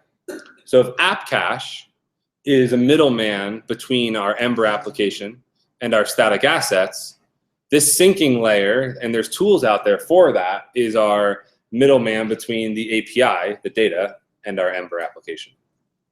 So there's a few tools out here that you can utilize to do this. One of which is Ember Sync. It's probably the more mature tool out there in the Ember space. What it ultimately does is it has a queue of things that it needs to write. So when I write something in Emberland while I'm offline, it has a queue of things that it eventually needs to send to the API. So I write something, the browser is like, cool, I wrote it, it's in memory, it's in IndexedDB, it's local, but when we come back online, I need to write all of those changes back to the API. So it uses a queue to do that. So Ember Sync's a pretty good tool, did not work for us.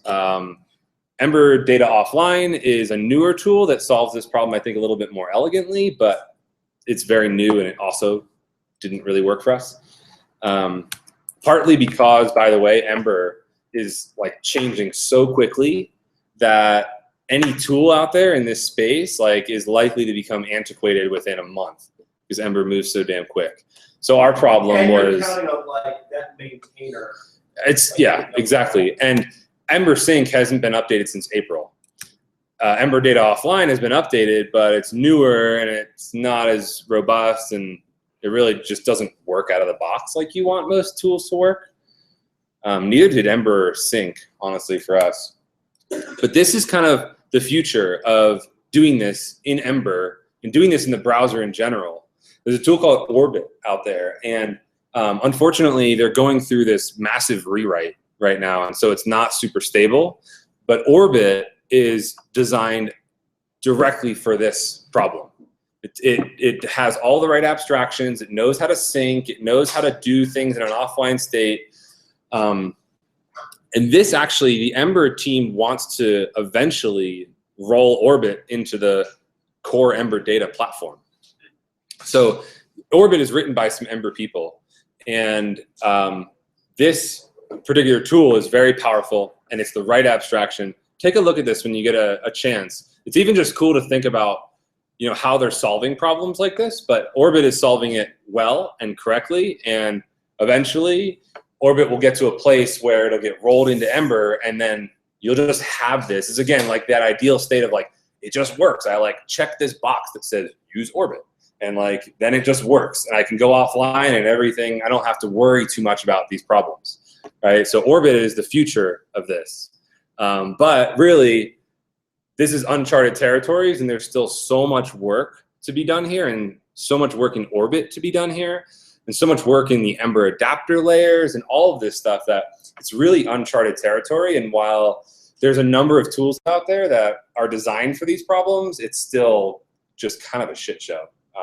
And just if you ever get into this space, you know, do so cautiously, right? And really try and think about this presentation and think about some of the challenges that we've talked about and why this is really difficult and what are some of the tools that are out there in this space. And really, ultimately, consider whether you really need this, whether you really need to go offline.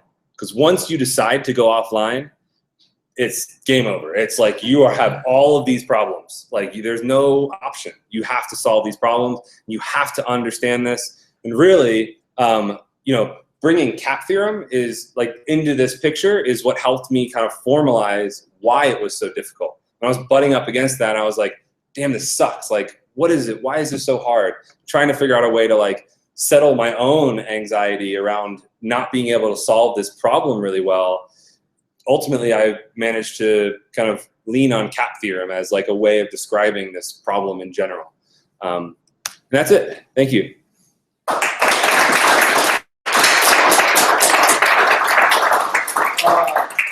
obviously we got Q&A in here. We also have online questions. Online Q&A, sweet. For people who Cool. are, sharing this. Excellent. So let's go back and forth. What's what we got online? All right, the question is from Chris Coleman. He asks, I've heard Opera Mini is used heavily on feature phones in Africa. Have you used Opera Mini? Are there any design considerations for users using it? I don't know the statistics on browser usage, but I will say Chrome is the most prevalent browser in Africa in particular. I don't know much about Opera Mini. I will say that majority of users are on Android, and it's mostly probably in, I don't know about mobile. Desktop is mostly Chrome. Second is Firefox. And then on mobile, I'm actually not super sure. And I don't know particularly about Opera Mini. Is there a specific thing that he's wondering, I wonder? Maybe you can ask him if there's something specific about Opera Mini. I can figure out how to ask him. Okay, yeah, step number one. I don't even know if Ember would boot on Opera Mini. Like, I'm not sure It either. looks like nothing. it doesn't support anything. Yeah. So, like, unless you're doing a traditional server rendered application, I have no idea how it would work. Sure. Yeah, like by design, it's for feature phones, so it has like no HTML5 features, like Mm. nothing. Okay, yeah, so actually that won't work at all. Yeah. All right, so we're in the room. Yes. So correct me if I'm wrong, but while your app is online, before it confronts the partition, it is syncing with your server-side database, correct? Now, say your server-side database is fairly large. Is there any considerations you have to make on memory footprint that's going to, Mm-hmm. because you're downloading the entire thing, and then you go, okay. Well, how do confront that? You can't download the entire thing, right? Yeah, well, that's what I was That's what you're saying, is you can't. So it's trade-offs again on that front. And there's a whole bunch of trade-offs that I didn't even talk about, right? This is a health application that needs to be HIPAA compliant, which means data needs to be encrypted at rest. If you're storing this in IndexedDB, that's not encrypted and that's at rest. How do you solve that? There's like a whole bunch of problems in here that I did not talk about. But in particular, that case, you download a subset of the data. You have to strategically determine what data do I bring into the browser and download and persist locally, and what data do I have to accept I can't store because there's too much space. Luckily, IndexedDB is quote unquote infinite in size, right? But your machine is not infinite in size. So really the answer to that question is you have to be strategic about what you pull in. And unfortunately, that means that sometimes your application isn't fully functional, right? Because it doesn't have access to all the data. But like, for instance, in our system, patients, having all patients in the browser is really important. And that's not, we're talking maybe hundreds or thousands of patients. Can we store that in? Is it too big? It's probably too big, right? Maybe we can store only pieces of that data. So I'll store the name of a patient. And that's actually what we did. So we didn't store all of the data because Ember is really good at partial data. So a patient might have health conditions and allergies, and in the case of Africa, they have like family members who to contact for that. I guess that would be the case here as well. So we didn't store family members. We didn't store health conditions. We didn't store for offline use. We didn't store allergies or any of the things that weren't like pertinent core patient data, like the name, your birthday. I guess, health conditions is pretty damn pertinent. Now that I say it out loud. But that's the strategy, is just pick and choose. And eventually you have to make some trade-offs. Cool. Anyone else online? So I got a question. Like, these have UX trade-offs also, right? Like, so we talk about Silicon Valley style apps, like better load under a second, better load under half a second to maintain your users. Dollars are burning. Different thing, and like captured feel like medical stuff. And I would imagine that would be the case. Like, well, you're getting offline, so you're going to take some hits. Like, so if you have to think about when you download data, you talk about what the UX trade-offs are a little bit. In Africa, in particular. Yes. I will first say that people in Africa are very patient and are used to these type of issues. They're used to the application taking, you know, seconds to download, 10 seconds, a minute to download. That's like okay for them. That's, you know, preposterous here. Like if we would all bail well before a minute download, but they're actually very patient and they will sit there and wait for a minute, for 2 minutes to do this. Now, I will say that I observed some people when I went into one of these hospitals. I observed somebody who their internet went offline while I was there.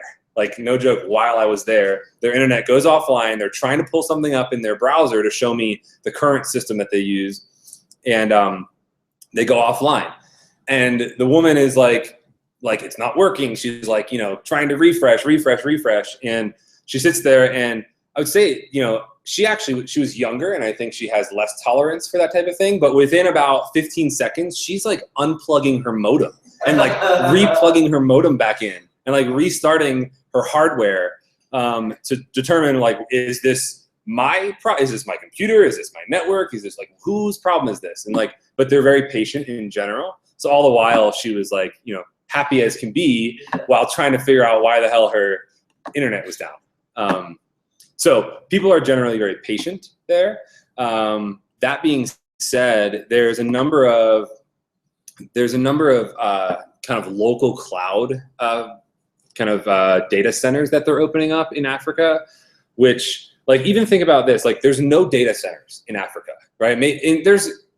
That's an overstatement, right? There's obviously some data centers, but public, like, cloud data centers like AWS or like Azure, for instance, or there's no Oregon West. There's no, yeah, exactly. There's no Uganda. Right. There's nothing like that. Not even close. The closest data center is West Africa, or sorry, West Europe, which I think is like somewhere in France or Spain or something like that. So that's the closest data center. So think about, like, every single request they have to make has to go to Europe and then back down to Africa, you know, thousands of miles away. It's just, I mean, they're just used to this as a common thing for them. People are starting to create these local cloud data centers, and they're partnering with Microsoft to do this. And it's mostly built by the major telecoms, which is a huge smell to me.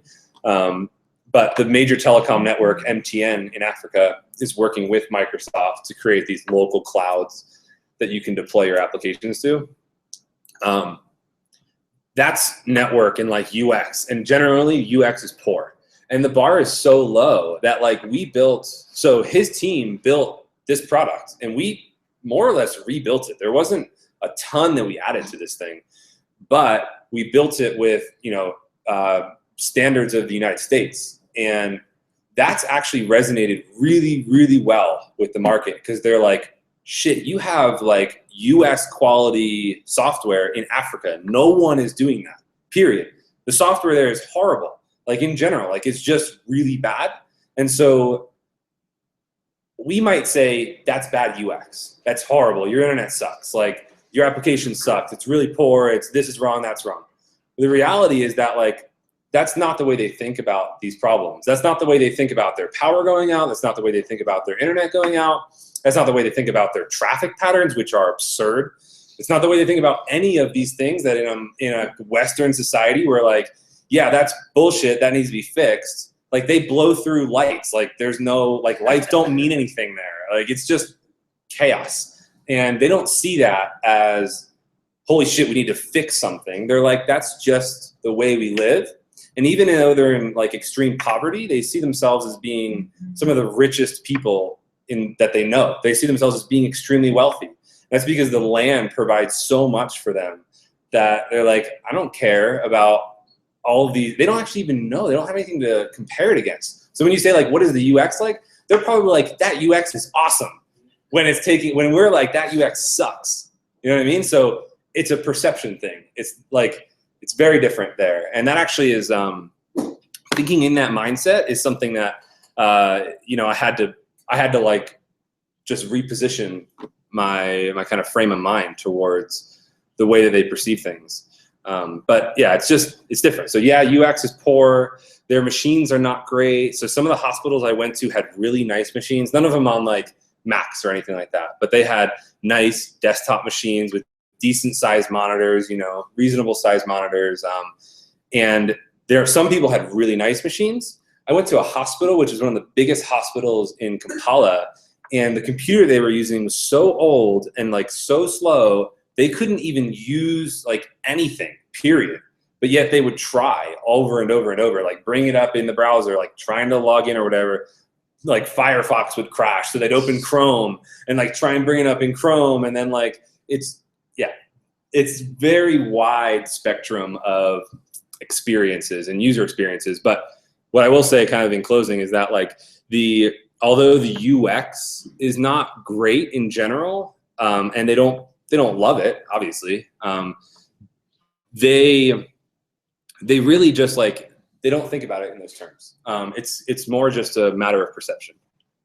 So what I think is especially interesting about that is, like in business terms, you talk about base of the pyramid strategies, which are like, in Africa, it's like 1 or 2 billion people that aren't being served by what they need, and when you talk about apps, you're talking about like hipsters in San Francisco. But it's like 1 billion people that you can affect with your work, and even at like even with like the extreme poverty and stuff, even if you're doing paid work there, there's so many people. There's a big opportunity that's missed for a lot of reasons. But like, I think that lowering of the UX standard, I don't know. There's a lot of opportunity there. Yeah. So like, when I asked you to come talk at this, one of the things that excited me the most is it's such an untapped market for these kinds of things, for like social good, for dollars, all kinds of shit. Mm-hmm. Yeah, no, absolutely. And Ember is perfect for that too, right? Like, because you're downloading Ember and it's running in the browser, you can make it seem like the internet's on. Like, you can be really responsive and in the background start talking again over the internet or doing whatever you need to do to sync that data.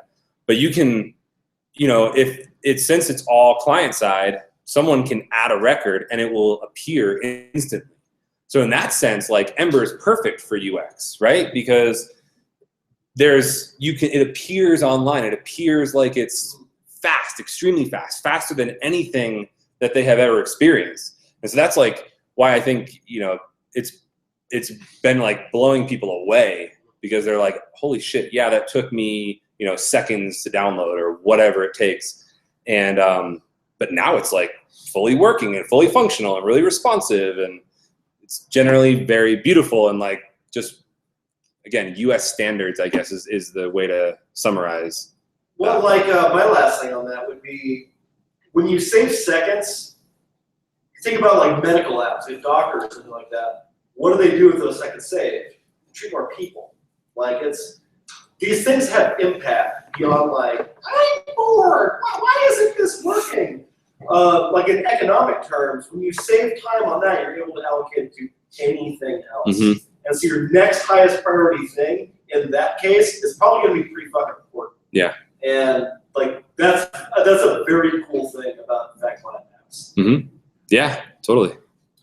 So aside from obviously going out there and seeing what their internet connectivity is like, how did you emulate that offline kind of randomness when you were developing? And how far along the process were you building the app when you went out there to kind of see this like kind of sporadic connectivity? Mm-hmm. And then lastly, how deep did you test for that? Yeah. Like actual, acceptance like testing, yeah. So to answer the second question first, I went out there about a third of the way through the project, which I don't think is the ideal time, but that's just when it worked out. So I went out, yeah, a third to a halfway through the project. And testing wise, like trying to create this environment, like development environment for that, I more or less just shut down my server, and that creates an offline environment. So like, I'll boot the Ember app up, or I don't even need the Ember server running with app cache. It'll just pull it from disk, right? And then I'll just like shut down my server, which is, in my case, was a Rails server. So I just shut that down, and now I'm offline. Yeah, they can't communicate to the server. And so I used, there's a decent tool out there called Offline.js, which helped facilitate some of this, but I used an image that was hosted on the server, and it would just periodically try and ping that image and like download a really, really tiny image. And that's how it determined whether it was online or offline. If it could not fetch that image, it was offline. If it could, it was online. And so just shutting down the server put me in an offline state in development. In terms of testing, forget about it. I mean, there's some like unit tests that you can write around this type of thing, but I mean, testing distributed systems in general is extremely difficult. Yeah, and like nearly impossible in some cases. But I didn't invest a ton of time into those type of tests, like acceptance type of tests. Yeah, I did do like a couple. Well, like so I had this offline. There was like a property that I had. And I forget where I put it, where I put the property, but it was like, am I online or am I offline? And so in test, I would set that property, right? And I would explicitly set that for the sake of testing. And then I would be like, and then I would assert certain things about being offline. But generally speaking, there's not a lot to test if your system is robust and doing the right thing, because it should just work like it does online, right? But there's not great tools for that, unfortunately. It's kind of manual. It sucks. With Mirage, I could see a way to do that. So Mirage is like wrapper around pretender, and you've got this global server variable you can call server.shutdown in the middle of your test. You need a long ass timeout for it, right? You'd have to make sure your promises were resolving correctly. But I can see a world where you're able to do something like that, or even overriding. You know, if you have an image that by default in your Mirage config you're just returning 200 on, suddenly just like not resolving that promise, you could definitely simulate this in test. Yeah, because it seems like in this, you know, like in our world of like nice connectivity and stuff, it's hard for us to emulate these true conditions, you know, like we could variable. Yeah, For acceptance. like we could set, you know, of course you could set in the browser, you know, like to 3G network. It's like, oh yeah, okay, we're somewhat emulating a slower network time, but then like having a slow network on top of like not reliable it's super interesting to think about. Like, Well, yeah, I mean, how you can even emulate that in our world, like how you can even, you know, we could guess at it, but after like going there, I'm sure it's right. completely different. Well, there's a few problems. Like, it's not just you have a slow network. It's you have a flaky network and you have packet loss, right? And now, like mimicking or mocking out packet loss, like I don't even know how you start. Yeah, yeah. So we did the best we could, but ultimately, yeah, there's still a lot that's untested, and generally, I hate saying that statement. But I mean, we were mocking the API layer. We weren't using Mirage. We tried to use Mirage, didn't quite like it. We went with I think it was Pretender. Yeah, just Pretender, like straight up Pretender, and that just mocked our API responses in the Ember app. And we used Ember CLI, and like it was all isolated. So our acceptance test never talked to a server or talked to the internet at all. It was all done through Pretender. But yeah, then of course, like there are ways to mimic slow connections. Like Chrome has a device feature and like a network speed feature where you can say, I want to mimic 56K network or something like that, right? So there are ways to do that, but it's a different problem than packet loss, right? Yeah. Okay, we got time for maybe one more question. Nobody. Going once. Going twice. Sold. Thank you.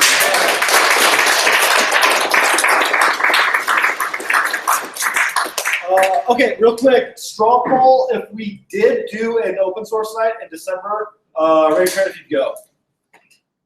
Couple people. I don't know.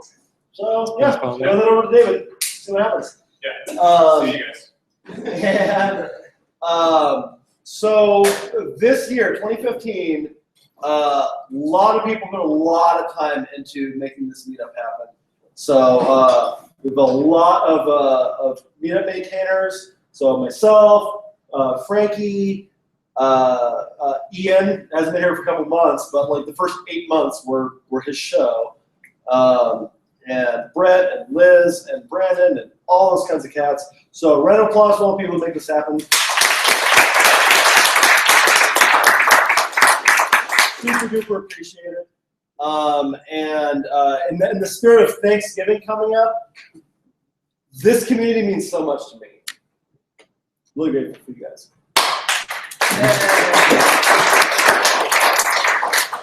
All right, fucking party over here, guys. Yes, there's one here. My company gave me like 2,000 paper business cards.